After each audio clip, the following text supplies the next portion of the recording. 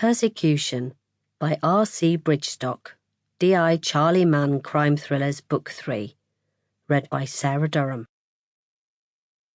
The COVID-19 pandemic continues to savage countries, and whilst battles are won, the war against this plague is far from over. We dedicate this book to the COVID heroes, ordinary people doing extraordinary things, and those who support you in these unprecedented times. Your selflessness and courage is truly humbling. Although there are no words to adequately say thank you, we are indebted to you for protecting us and being brave, and for the daily sacrifices you make. May you never lose sight of the inspirational work that you do, and the difference you make. Prologue. The pounding of Danny's head competed with the pumping of her heart, the result of an adrenaline-filled reaction to her sudden awakening that left her feeling hot and shivery all at the same time. Her body stiffened as she listened, wondering if it was merely a terrible dream that had interrupted her sleep, leaving her feeling vulnerable and worried for her safety. She held her breath. In the darkness, Danny sensed that she was not alone.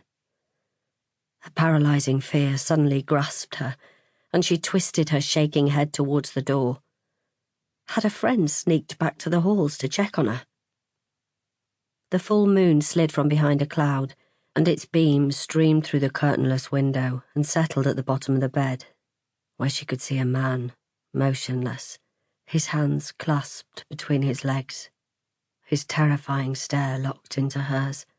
She let rip a blood-curdling scream as terror flashed through her. The high-pitched sound seemed to her to kick up a notch as the noise bounced off the walls. "What the fuck?"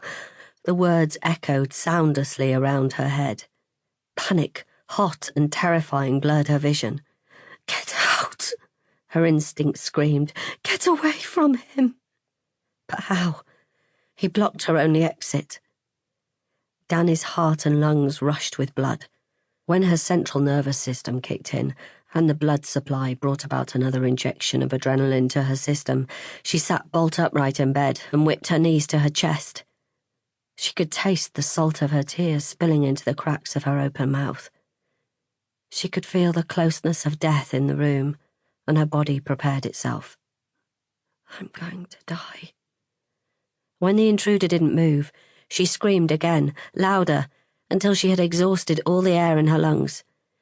She hoped and prayed that someone would hear her and run to her rescue soon. No one came. The moon disappeared again and the room was thrown into darkness. With all the force she could muster, Danny slammed her trembling hand down on her touch lamp that sat on her bedside table. The light threw long shadows across the room. Shaking, her eyes never left the intruder's face. Every inch of her body pained her as she dug her heels into the mattress and scrambled towards the headboard until she was backed into a corner like a caged animal. The man was naked. Her fear soared, but the man's only reaction was to tilt his head, his face expressionless, as if he questioned her reaction to him. Danny's breathing was quick and shallow.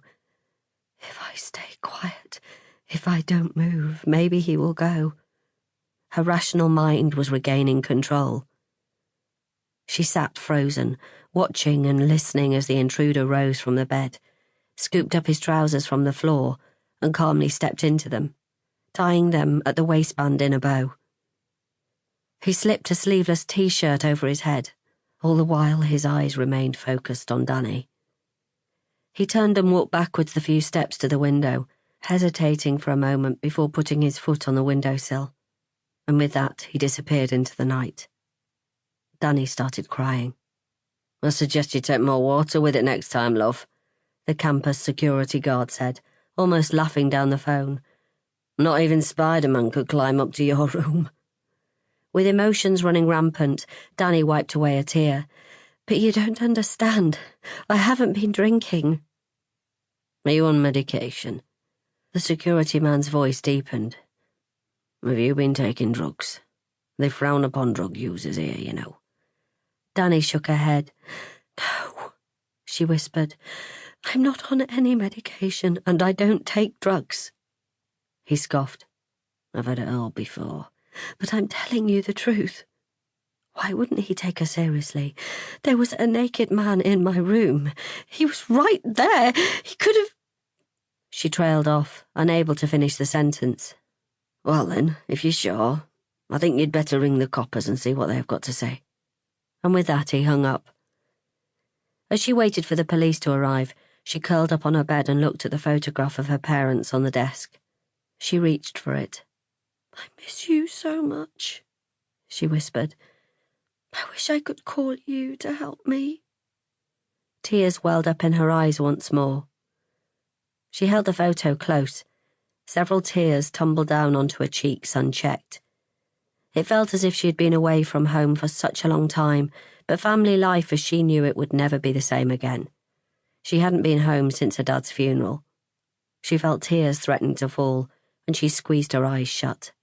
In that moment, she heard short, sharp footsteps on the corridor, which suddenly stopped at a door, and her heart quickened. As she reached the door, a knock came. Still shaking, she put the photograph down and peeped through the spy hole to see 2 female officers. She fumbled with the lock, such was her trembling. PC Helen Weir and PC Lisa Bayliss. Can we come in? Helen said, with a reassuring look on her face as she took a step forwards. Danny moved to one side to let the officers pass. It was a tight fit in the small room, but their presence gave her a sense of relief. She pointed to the bed and her chair and invited them to sit. A tear broke loose and fell onto her bare arm when she reached for a chair. She grabbed a tissue to dry her eyes, and when she had done so, she clutched it tightly. Her instincts told her there would be more to follow. We'll stand, thanks, if it's all the same with you, said Helen. We don't want to disturb the scene or touch anything which may ruin any chances of recovering evidence, Lisa said by way of an explanation. Pens poised over pocketbooks, Helen asked her, In your own time, can you tell us what happened? At times, Danny's shaking became uncontrollable, and she found it difficult to speak. I'm sorry, she apologised on several occasions when her spirit broke and her speech faltered. Helen looked into Danny's eyes with compassion. Take your time. It's important to remember as much detail as you can, she said softly. We're here and you're safe now. There was a pause, and Danny's eyes followed PC Lisa Bayliss as she walked across the room to the window. The officer looked this way and that, and down at the street below, which was awakening to the start of a new day. Danny's eyes focused on the window catch. Helen saw her hand tighten into a fist and her breathing quicken. It was open. I closed it when he'd gone, said Danny. Lisa glanced back at Helen. I'll go and look around outside, she said. Helen nodded. Check the possibility of us obtaining CCTV. What woke you, Danny? Helen asked softly. Do you think the man might have touched you? Danny dipped her head and shook it slowly. I don't think so. Where did you first notice the intruder? I saw his outline sitting at the foot of my bed. He was staring at me. What did you do? I tried to get as far away from him as I could. I panicked. I think I screamed. I prayed harder than I have ever prayed in my life. I really thought I might die. You told our control centre that you managed to raise the alarm? When he'd gone, I phoned the office. The number's on the poster behind the door for emergencies. Danny paused for a moment. She swallowed hard. Helen nodded. Danny felt tears threatening again. The security guard told me that I must have been dreaming, drinking, or taking drugs, because even Spider-Man couldn't climb up here to the 5th floor. Danny eyed Helen beseechingly. I know it sounds unbelievable. You must think I'm mad, but it's true. Did the intruder say anything? Asked Helen. No, not a word. He wasn't fazed by my screams. It was like he wasn't human. Danny ran a hand through her tangled hair and again swallowed hard. I didn't know what to do. Helen breathed in deeply. You did the only thing you could do. The police. Sample complete. Ready to continue?